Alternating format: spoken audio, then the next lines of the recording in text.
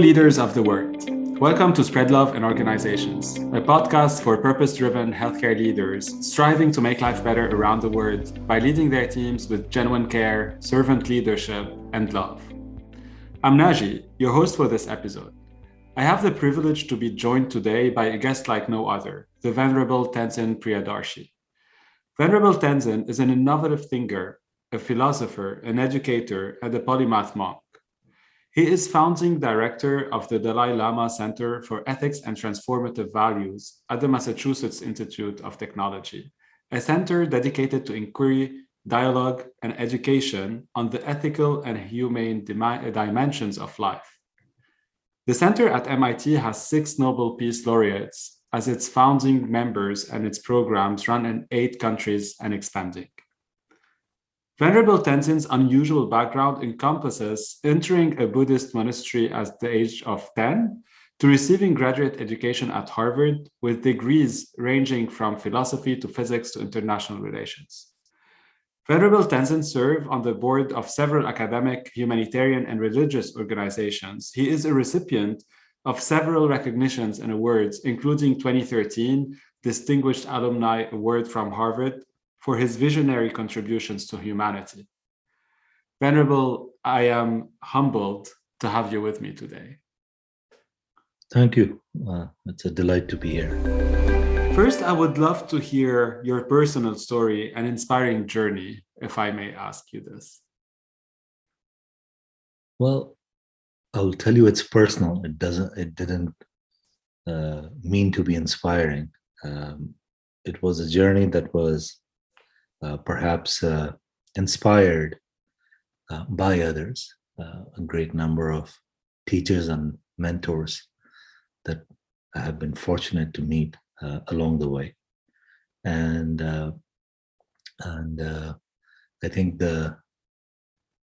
some of them are more better known with their Nobel Peace Prizes, and some are lesser known, but nonetheless still quite powerful figures in their communities. And I believe they were the ones who first triggered this question around a meaningful life or a purposeful life. And that's sort of a curious path that I am still on and still discovering.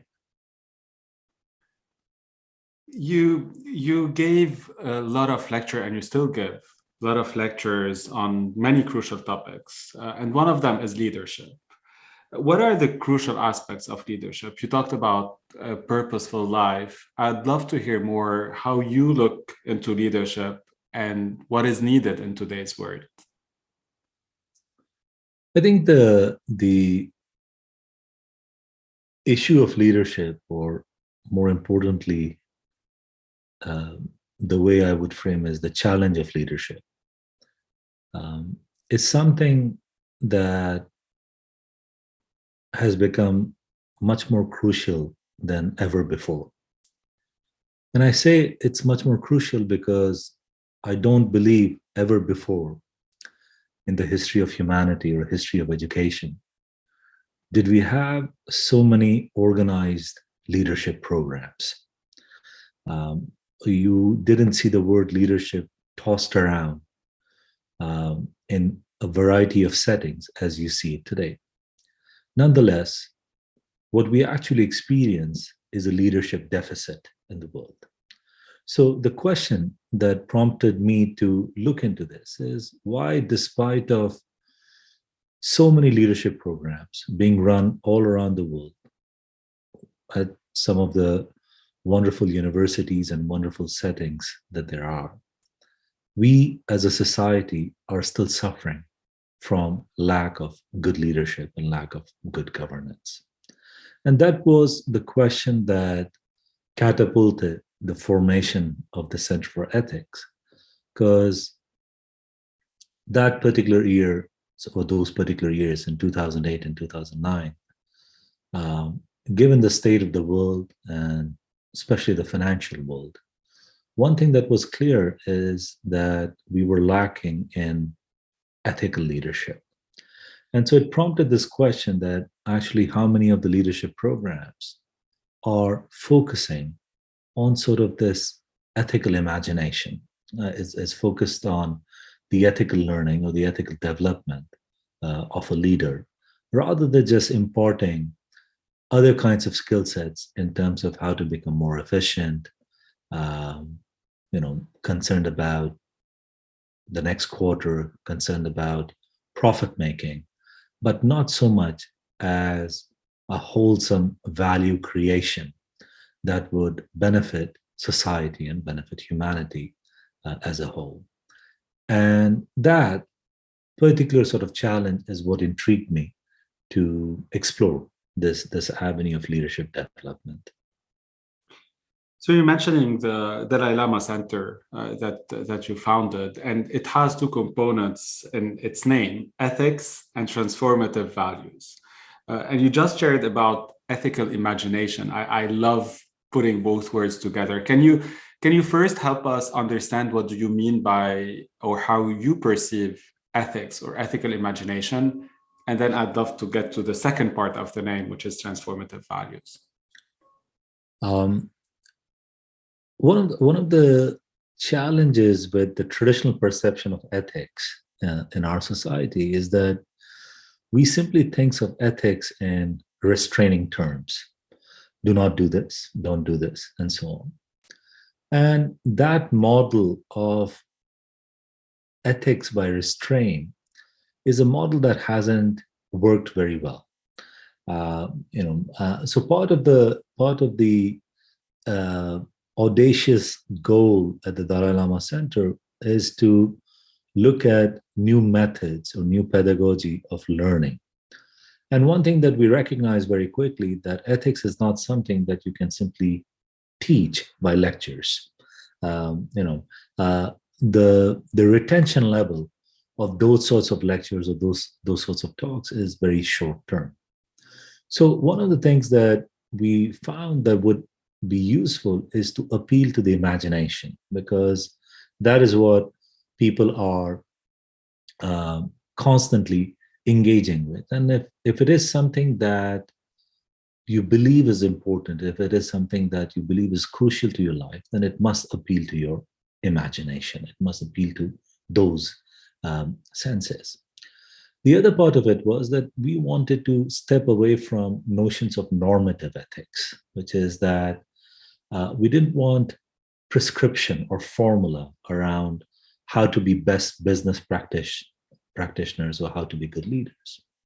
We wanted people to be reflective in their exercise, meaning that they must seek out a sense of relevance for what ethical means to them and how ethical means to their own professions, their own sort of leadership signature, and so on. So that sort of is the in a nutshell, the idea of ethical imagination, which is to push both the relevance, the importance of ethical thinking or ethical behavior such that it becomes second nature, priming our perception and decision-making abilities. And transformative values, in similar vein, simply proposes this idea that ethics is not an add-on. It's not something that you learn certain sort of leadership styles and you add on an ethical filter to it, so to speak. That these values must be, by definition, by practice, transformative in nature. That it must sort of change your persona. It must change your mindset. It must change the way you think about yourself and your contribution to the world. And that is where transformative values becomes important, that it is not theoretical, but it gets inculcated and adapted in a person's behavior. Thank you so much for sharing this. You mentioned in the beginning the great mentors that you had and those who inspired you. I would love to learn a little bit more what you, from your lens, with all those experiences and people you've met, what is the one or two thing as a leader today in the world and working on those topics, what is one or two things that you're taking with you and making sure that you have and that we should have as leaders? I think one of the wonderful qualities, at least with this particular set of individuals who became the founding members for the center, is that they are not just sort of Nobel Peace Prize winners or did something to win a prize, but they maintained their ability to remain role models for a wider demographic in our society. One of the interesting things about leadership is nobody's looking for leader when things are going well. See, it's only when systems break down, when you see gaps, when you face uncertainty as a system, as an organization, as a society, that prompts you to look for good leadership, because that's when you truly experience where leadership is. So one of the wonderful things about individuals like the Dalai Lama or Desmond Tutu, who recently passed away, Merritt McGuire and others, is that these were individuals who stepped up to the call of leadership. None of them, you see, sort of wanted to become leaders in the way they have become leaders. But they responded to the call, to the sense of urgency that surrounded them. That was one thing, that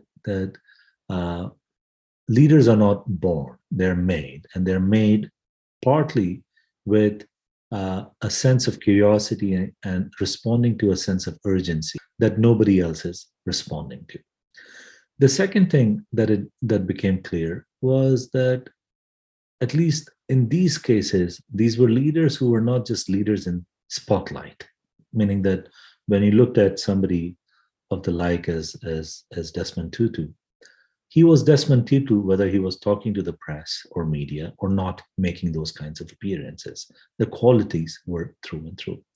And so one of my personal challenges with the center was asking them that if I take away the persona, if I take away, sort of the celebrity status of some of these Nobel laureates and distill the qualities of leadership,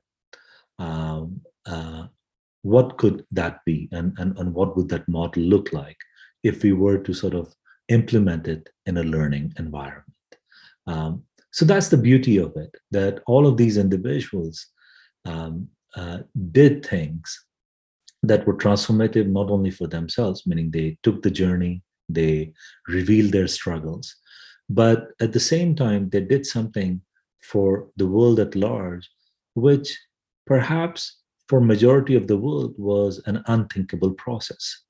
To again, going back to Desmond Tutu and his work post-apartheid, not only during apartheid, where he was a champion, but post-apartheid, where he was bold enough to propose in the Truth and Reconciliation Committee, for example, bold enough to propose that forgiveness could become a policy, that it could be used in ways of healing the social division and bringing together the past, not just sort of, thinking that everything is going to become good or everything will become better, but holding the vessel for people's pain and suffering, allowing for a very emotional conversation to take place, which was the Truth and Reconciliation Committee, so that an entire nation could move forward. That's sort of the wonderful transformative nature of putting certain values into practice.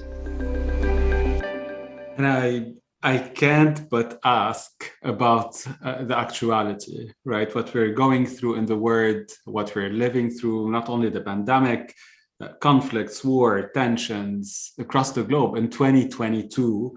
And as I see it, more fear and hate than love and compassion. What is your take about this? I mean, there is no take. You see, the thing is, you're right. That When you look around, we are living in a world, we are living in a society that is increasingly marred by a sense of tribalism, that it is increasingly marred by a sense of polarization, where sometimes even the civility of a discourse is something difficult to have. One of the challenges with leadership is whether we operate from a place of despair or from a place of hopefulness. And I think it becomes a sense of responsibility for a leader to be realistic. You see, that it's not that we look at hope as a fluffy thing. We look at hope as a game changer. You see, in the sense that what is the alternate? See,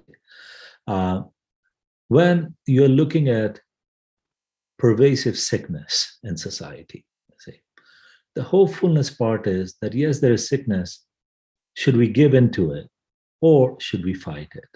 And should we fight it with measures that might provide for long-term healing and long-term cure, or so to speak, a solution for population at large. And even at times, it may seem impractical. Even at times, it may seem that it's not going anywhere. But that is the task of a leader. That a leader is not driven simply by popular discourses.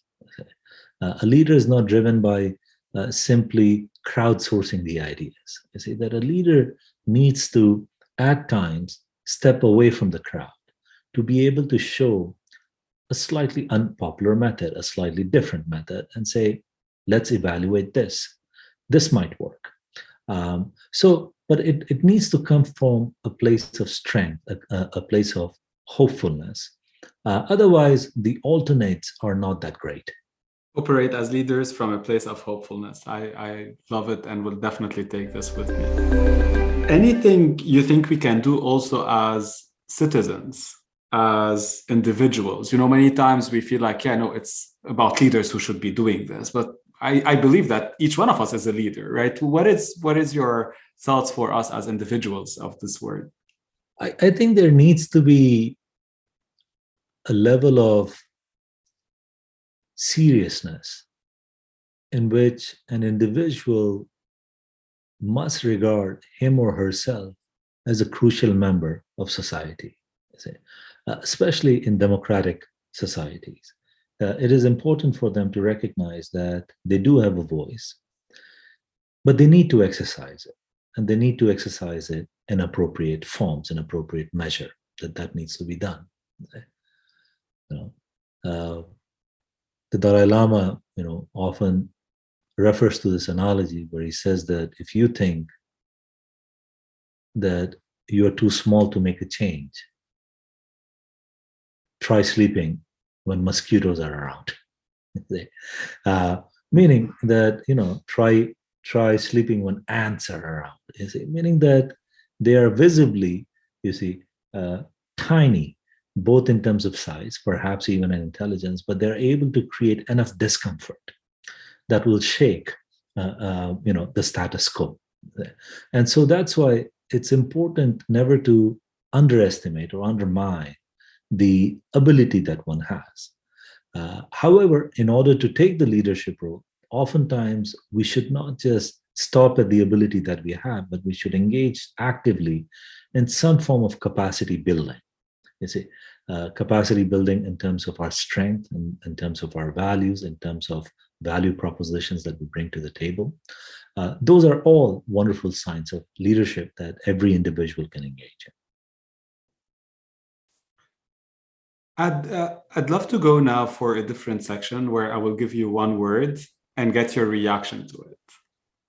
So the first word is, we talked a lot about it, it's leadership.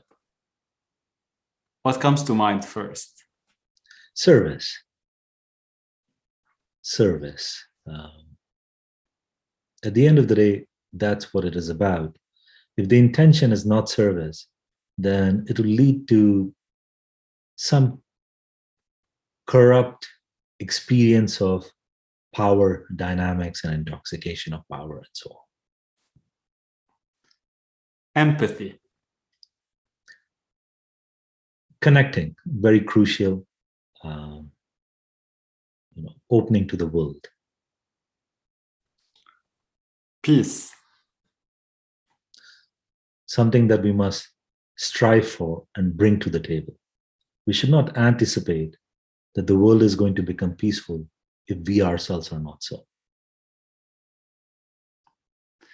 You work a lot on this topic, obviously, and as you talked about hopefulness, can you give us more about this? How can we work and strive for hope and peace around the world? I think the notion of hopefulness is a balance between reality and aspiration.